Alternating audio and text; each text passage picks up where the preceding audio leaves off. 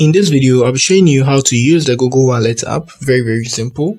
So I'm going to show you guys how you add a card and couple settings you can do, how you can add some gift card and the rest. So when you hop on the app like this, go to the bottom and you should see something like this.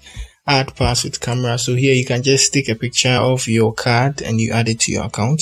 And if you want to add a wallet, a credit card, a gift card, any loyalty card, all you need to do is tap on the plus button you see on the screen. Good. And you can see add to wallet. So you can add a loyalty card, a gift card, it pass, a payment card if you want to, and everything else. So you tap on it and you enter the card. You're good to go. Simple and easy. So now let me come back here and let me move to the settings. Good. So tap on the plus button again. Good. So now let's move to our settings. So to move to our settings, we tap on our profile here and we scroll to the top and you can see settings here. The last option, last but one option, and you can do all these things here. So here we'll be taking you to the browser for you to change your payment profile. You can add some recovery emails. You can turn off notifications, email notifications and all that.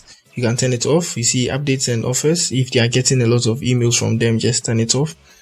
Turn this off too as well. And passes, you can add some two-step verification to your account and all that. Now let's tap on the profile again. Once again, you can do a lot here. You can check your payment method too. If you've added a card or if you've added couple cards, you can tap on payment method too as well.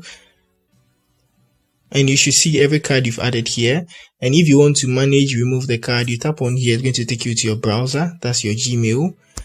And it's going to help you do that too as well. It's very simple. So that's it on the Google Wallet app. Very simple. Some of the features are not available in some African countries and Asian countries, but then you can still use it and you can use it for your payments and stuff. So if you are new here, just give me a like, subscribe to the channel. If you have any question, you let me know in the comment section, and that's it. Peace.